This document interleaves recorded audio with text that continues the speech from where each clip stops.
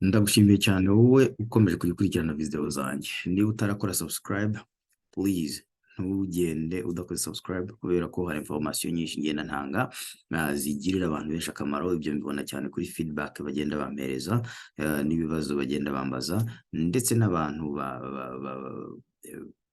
baza nkabafasha. So rero uyu munsi video ngiye gutanga ishobora kuba a little bit dry, ariko ishobora kuba ari ingenzi ku buzima bwawe. So kubera iki uyu munsi ngiye kumara umwanya mvuga.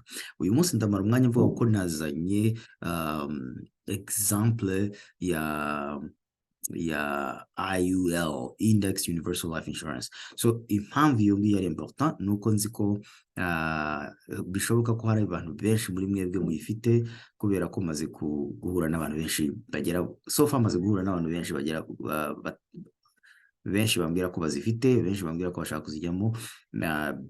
Hari n'izo noneho nagiye nkorera analize ebyiri nafashe ni case ebyiri zitandukanye.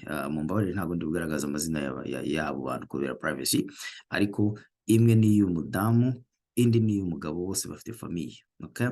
Bafite famille. Umwe ni mutoya, undi ari mu kigero donc mu myaka nka 42, undi ari muri 30. Nawe yayifasha ari mu myaka 31, ubu ngubu nawe ashobora kuba ageze mu myaka igiye hejuru. So okay, so ibyo rero biraduha a good overview. So nakoze noze ebyiri zitandukanye. Nafashe illustration ya mbere ariyo bakoherereza niba uba muri nakoresheje donc hari company nyinshi zitanga IUL, hari America, hari Transamerica. So giye nafashe Transamerica, noneho nahisemo gukoresha company imwe ku bantu babiri, donc ku mafamiye abiri. Ariko iyo urebye usanga aba beneficiary batari covered, so bahereza umuntu umwe, abasigaye biba bisaba yuko nabo ubagurira silence ukwabo. So which is very very very very interesting, okay? So ariko turaza kubireba. Remember, niba ufite IUL, wakoze ibyo wagombaga gukora. Inshingano zawe nk'umugabo, inshingano zawe nk'umugore, inshingano zawe nk'ababyeyi zacu nk'ababyeyi ni ugukora what's right for our family. Icyo tugomba gukorera imiryango yacu ni uko tuvuga ngo uyu munsi twiruka ku buzima, dushakisha ubuzima, ariko igihe tuzaba tutakiburiho, ni gute abadukomokaho dukorera turuhira bazabasha kubaho with dignity.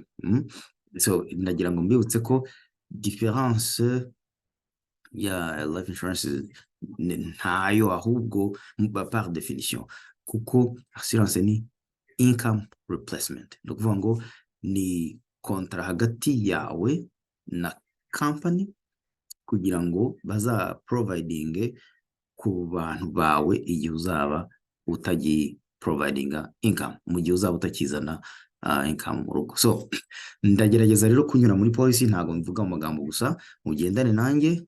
Ushobora kuba ufite policy mu rugo, ushobora kuba ufite policy kuri email, ushobora kuba ufite policy ushobora kunyohereza nka gukorera analyse. Niba uyifite uncontacte, email ni benjamin.nkiko.2@gmail.com, nimero de telefone nawe ushobora kuyiguha. Donc without further delay, let's get right to it. So ngiye gusharinga screen yanjye kugira ngo mubashe kubona exactement ibyo ndi kuvuga, hanyuma tubashe kugendana. Okay, so let's go. Iki tureba imbere yacu ni company navuze tuvugaho, igaragaza office yayo Cedar Rapids muri Iowa, hanyuma na adresse bakubwira ngo flexible premium adjustable life insurance with index account options.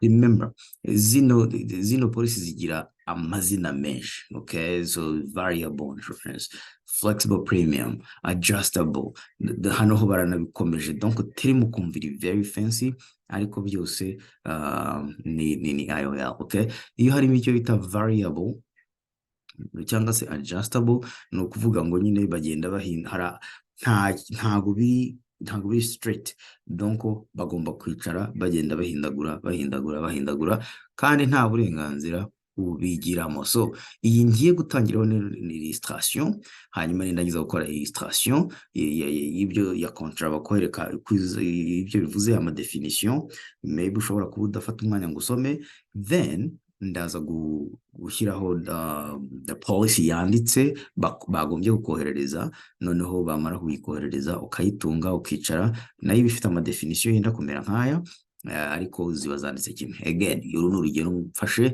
reka rero noneho tunyaruke, ntabwo ndi butinde, ndagerageza kujya mvuga ku bintu na highlightinze kugira ngo making sure yuko ukora attention, ubyumva, ubibaza umu representative wawe, umu agent waguhamagaye, umu agent wayikugurishije, umu agent wagufashije kwa aplika, urebe se amafaranga uyitanga muvuga ko investisa ara making sense.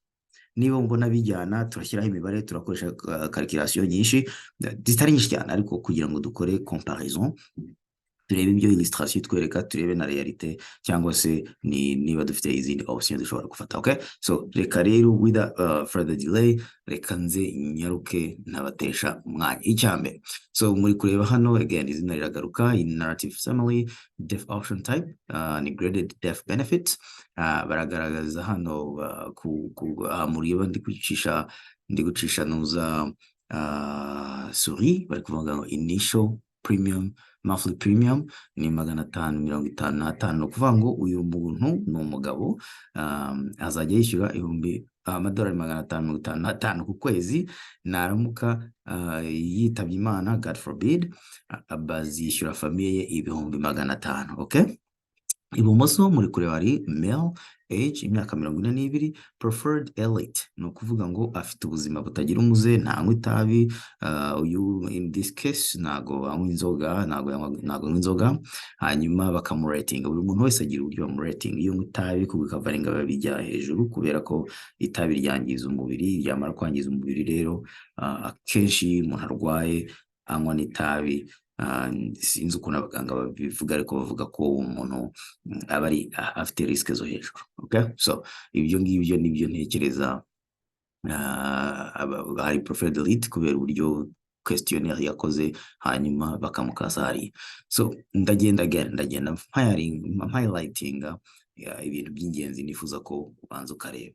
Mwibuke yuko haya bavuze ngo deaf benefits y'uyu client ni graded, so nukuvuga hari two deaf benefits, hari level na graded. So make sure yuko wumva deaf benefits yawe, ariko noneho remember, hano ndi kukubwira ibintu maybe muticara ngo bakubwire, bisaba ko ugomba kwisomera. Icyambere, ahantu mbona handitse deaf options, bari kuvuga ngo level or graded deaf benefits ziri available.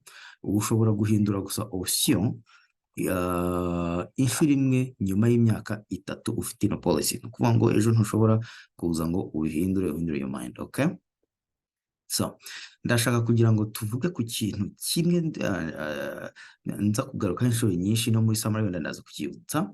Hano muri level baravuga ngo deaf benefits is a greater of the face amount, no kuvuga face amount bya 500 navuze, or ntago ari and, or minimum deaf benefits under the applicable life insurance compliance test. So bafite calculation bakora, none bakaguha kimwe muri ibyo bibiri. Okay, ntago babiguha byombi.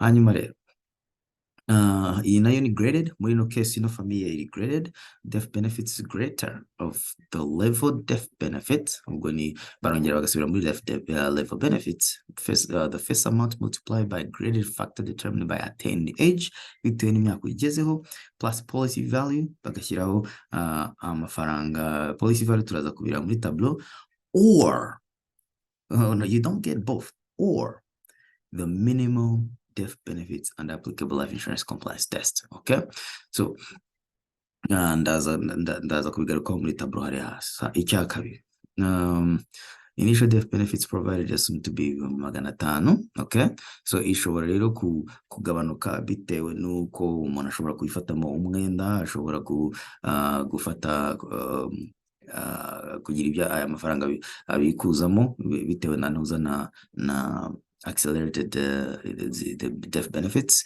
ibyo bakubwira ngo ni living living advantages cyangwa se avantage y'uko ushobora gukoresha ino policy ukiriho. Okay, noneho rero barakubwira bati wowe nyiri policy hano ni face amount, niyo akoreshwa kugira ngo determine benefits baguha. Wowe nyiri policy ushobora kongera cyangwa the face amount after nyuma y'umwaka umwe uyifite. Okay, ariko ntushobora kuyigabanya utayimaranye imyaka 3.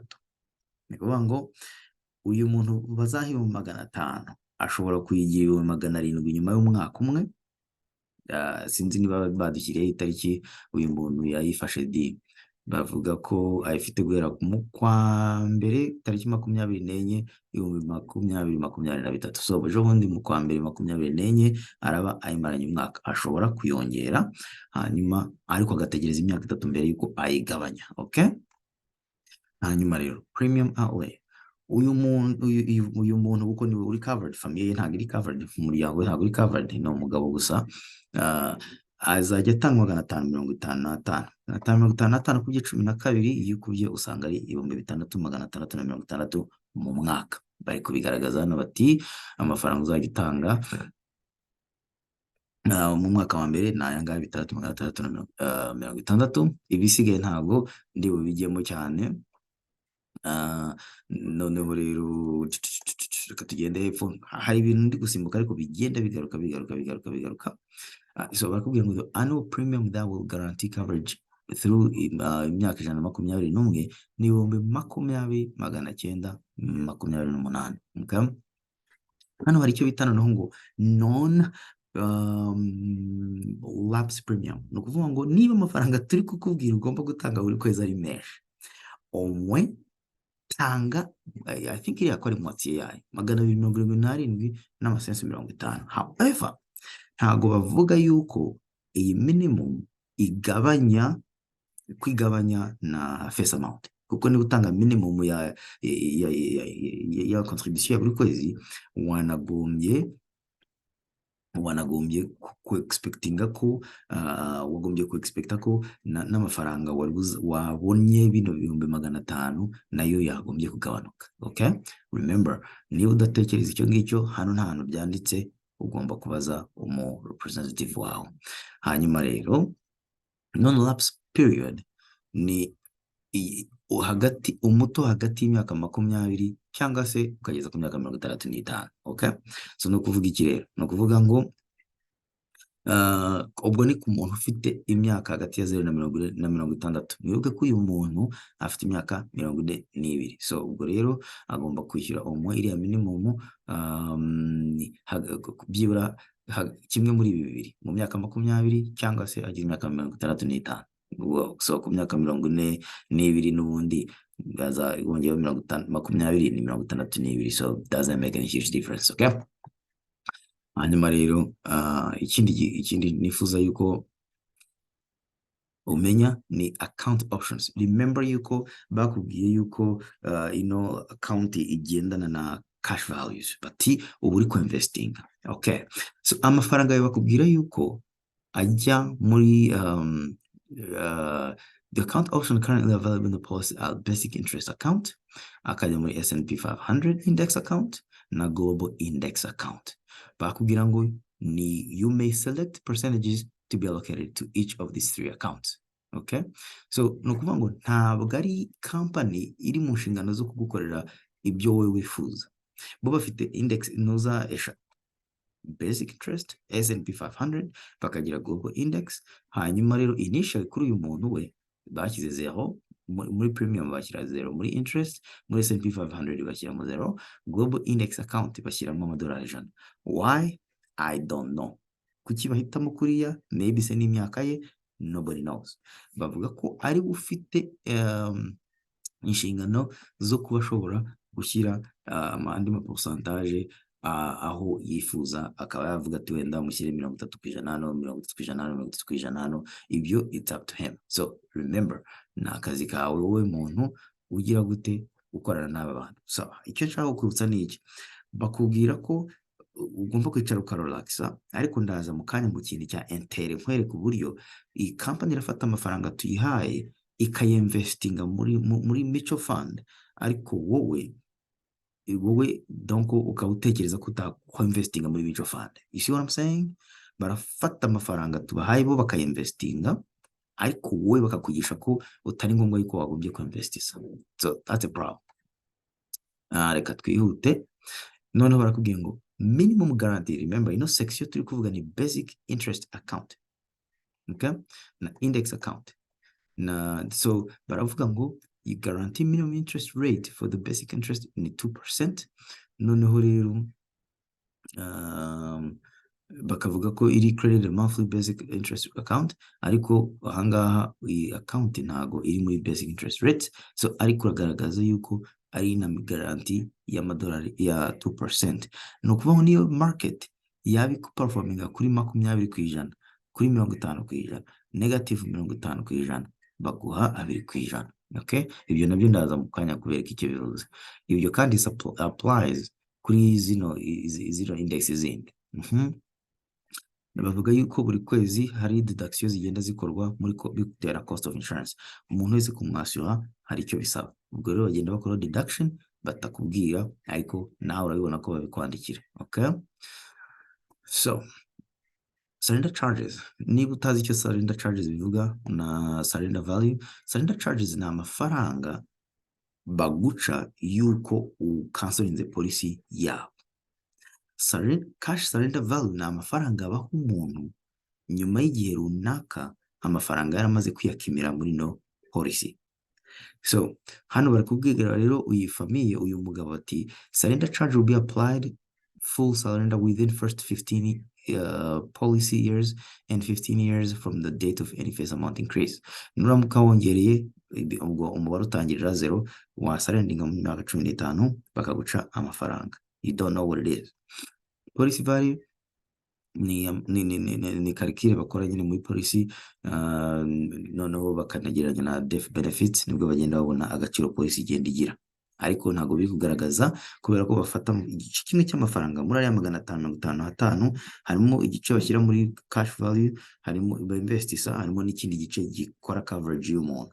Ayo mafaranga ntago atandukana, ntago bari kuyagaragaza hano arangahe. Okay, cash surrender value rero nkuko nari mbabwiye no kuvuga ngo iyo ufite yiriya policy igihe runaka ukadesida kuyitanga yananiwe kuyishyura, wananiwe kuyishyura, ubwo barareba bakavuga ati amafaranga arimo nangahe, reka tuyamuhe yigendere. Ariko iyo tarageza cyagiye nyine bakagucharginga amafaranga, hari igihe utahanye ubusa. Nibyo hariya bari kukuvugira ni cash surrender value, policy value less than any surrender charges, bakagukuramo ya surrender charges twabonye hejuru, cyangwa se loan balance mu gihe waba waratsemo loan. Okay, let's move on. Loan balance ubwo nyine bakubwira ko yubatse loan igabanya policy value. Niba watse loan 50, igabanya bya 550, ariko bakakubwira ko minimum waka ari amadolari 500. Noneho rero muri accelerated death benefits ni benefits ziri ubwoko butatu, ni chronic illness, critical illness na terminal illness. So reka tuvuge ko muganga guponoshe ko uzava mu buzima mu mezi 6.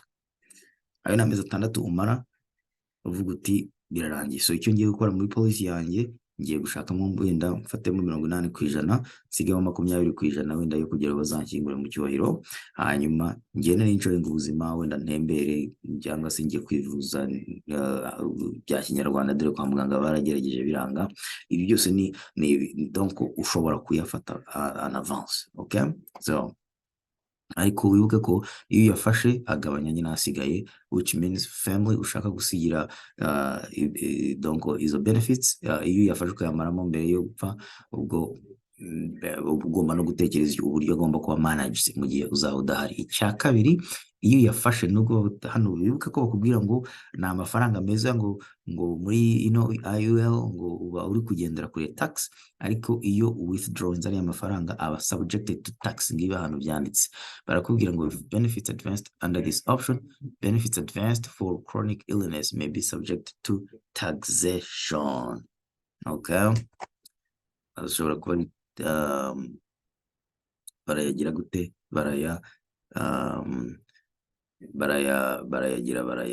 barayagira, barayataksa, okay.